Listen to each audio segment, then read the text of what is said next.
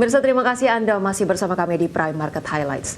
Pemirsa, Nvidia akan kembali menjual chip AI H20 ke China setelah mendapatkan lampu hijau dari pemerintah Amerika Serikat. Pengiriman sempat tertunda akibat tensi dagang antara Beijing dan Washington. Nvidia akan kembali menjual chip AI H20 ke China setelah dapat lampu hijau dari pemerintah Amerika Serikat. Perusahaan menyampaikan hal ini dalam pernyataan resmi di situsnya. Pengiriman chip H20 sebelumnya terhenti sejak April 2025. Chip H20 dirancang khusus agar sesuai dengan aturan ekspor Amerika Serikat yang ketat ke China. Pemerintah Amerika Serikat masih melarang ekspor chip AI canggih lainnya karena alasan keamanan nasional. Nvidia berharap bisa segera memulai pengiriman setelah lisensi resmi terbit. Adapun CEO Nvidia Jensen Huang saat ini tengah berada di Beijing untuk menghadiri konferensi bisnis tingkat tinggi. Chip buatan Nvidia jadi komponen vital dalam pengembangan teknologi AI global. Amerika Serikat dan China baru-baru ini sepakat menurunkan tensi perang dagang. Berbagai sumber, IDX Channel. Perusahaan luar angkasa milik Elon Musk, SpaceX, dilaporkan telah menginvestasikan $2 miliar Amerika ke startup kecerdasan buatan miliknya yakni xAI. Menurut laporan Wall Street Journal, angka ini sebagai bagian dari putaran pendanaan ekuitas senilai total $5 miliar Amerika.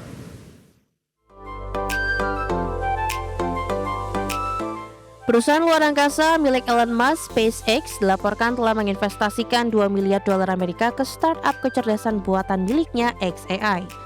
Menurut laporan Wall Street Journal pada 12 Juli, angka ini sebagai bagian dari putaran pendanaan ekuitas senilai total $5 miliar Amerika. Investasi besar dari SpaceX terjadi tak lama setelah xAI resmi bergabung dengan X. Penggabungan ini memberi valuasi gabungan sebesar $113 miliar Amerika, menjadikan xAI salah satu pemain terkuat di arena AI global yang tengah berkembang pesat. Chatbot andalan xAI, Grok, kini sudah digunakan untuk mendukung layanan pelanggan Starlink dan direncanakan akan diintegrasikan ke dalam robot humanoid Optimus milik Tesla di masa mendatang.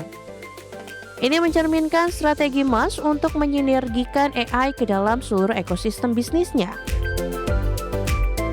Meskipun Grok sempat menuai kontroversi karena beberapa responnya yang dianggap tidak pantas, Musk tetap yakin dengan potensi sistem AI besutannya, bahkan menyebut Grok sebagai AI paling cerdas di dunia. Berbagai sumber, IDX Channel. Pemirsa, Meta Platform Inc. dikabarkan telah menyelesaikan perjanjian akuisisi terhadap Play AI, perusahaan startup asal California yang dikenal dengan teknologi voice cloning berbasis AI. Langkah ini menandai babak baru dalam strategi Meta untuk memperkuat lini produk AI mereka.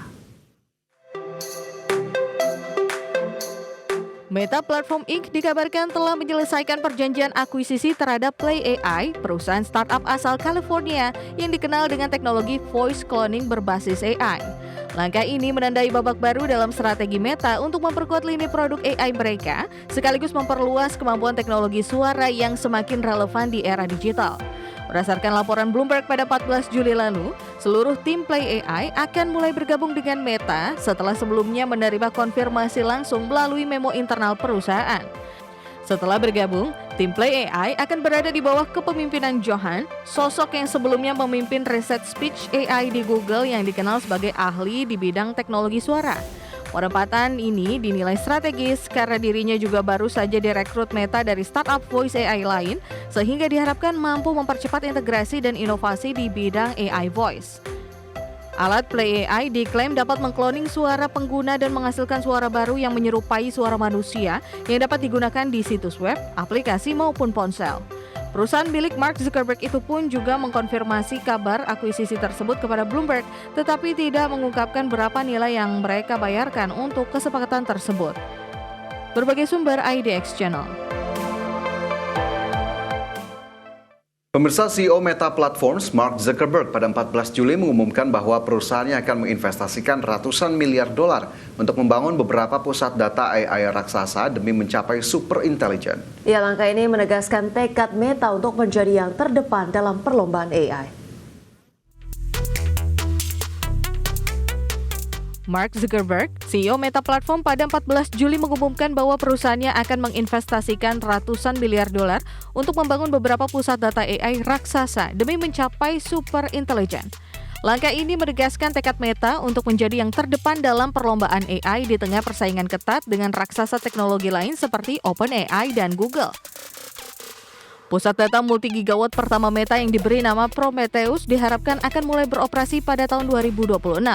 Sementara itu, pusat data lain bernama Hyperion akan mampu ditingkatkan hingga 5 gigawatt dalam beberapa tahun mendatang. Zuckerberg melalui platform media sosial Threads miliknya menyatakan bahwa Meta juga sedang membangun beberapa klaster Titan lainnya. Salah satu dari ini saja mencakup sebagian besar dari jejak Manhattan. Menurut laporan semi-analisis yang dikutip Zuckerberg, Meta berpotensi menjadi laboratorium pertama di dunia yang mengoperasikan supercluster 1 gigawatt lebih, yakni fasilitas data center raksasa yang dirancang khusus untuk melatih model AI super canggih. Sebagai bagian dari strategi ini, Meta telah mengorganisasi tim AI-nya ke dalam divisi baru bernama Super Intelligence Labs setelah menghadapi tantangan pada pengembangan model Llama 4 dan kehilangan sejumlah staf penting. Berbagai sumber IDX Channel. Pemirsa, DJI merilis Power 1000 V2 power station portable yang bisa digunakan di berbagai kebutuhan. Ya, dengan bobot sekitar 14 kg, perangkat ini bisa dibawa saat camping atau kegiatan di luar ruangan. DJI Power 1000 V2 ini memiliki kapasitas 1024 watt-hour yang menawarkan output hingga 2600 watt secara stabil. DJI merilis Power 1000 V2, power station portable yang bisa digunakan di berbagai kebutuhan. Dengan bobot sekitar 14 kg, perangkat ini bisa dibawa saat camping atau kegiatan di luar ruangan. DJI Power 1000 V2 ini memiliki kapasitas 1024 watt-hour yang menawarkan output hingga 2600 watt secara stabil. Perangkat ini punya beragam colokan mulai dari 2 stop kontak biasa, 2 port Type-C yang mendukung daya hingga 140 watt, dan 2 port USB Type-A dengan daya 24 watt. Powerbank ini bisa diisi daya menggunakan panel surya dengan input hingga 1800 watt. Power station ini juga mendukung pengisian 2 array yang memungkinkan untuk mengisi daya perangkat dengan mobil, menggunakan adaptor khusus. DJI Power 1000 V2 juga bisa digunakan sebagai UPS di rumah. Perangkat ini diklaim dapat menyala dalam 10 milidetik setelah terjadi pemadaman listrik. Dilengkapi dengan aplikasi khusus untuk memantau parameter daya dan status pengecasan, DJI mengklaim bahwa baterai dalam Power 1000 V2 bisa tetap aman setelah 4000 kali siklus pengisian daya yang diperkirakan dapat bertahan hingga 10 tahun. Selain itu, power station ini juga menggunakan baterai berjenis LFP yang diklaim aman tidak akan meledak meski tertusuk. Untuk saat ini, DJI Power 1000 V2 mulai dipasarkan di website resmi Eropa dengan harga mulai €799 atau sekitar 15 juta rupiah. Berbagi sumber IDX Channel. Pemirsa, puluhan produsen es krim di Amerika Serikat akan menghapus pewarna makanan buatan dari produknya hingga 2028. Langkah ini menyusul dorongan pemerintah untuk membersihkan rantai pasokan pangan dari zat aditif sintetis. Puluhan produsen es krim di Amerika Serikat akan menghapus pewarna makanan buatan dari produknya hingga 2028, di mana sebanyak 40 produsen es krim besar di Amerika Serikat akan menarik pewarna sintetis seperti Red 40, Yellow 6, dan Blue One dari produk mereka. Mereka mewakili lebih dari 90% penjualan es krim nasional. Rencana ini diumumkan bersama Asosiasi Industri Susu dan pejabat pemerintah di USDA. Langkah ini mendukung seruan Menteri Kesehatan Robert F. Kennedy Jr. untuk membersihkan makanan dari zat aditif buatan.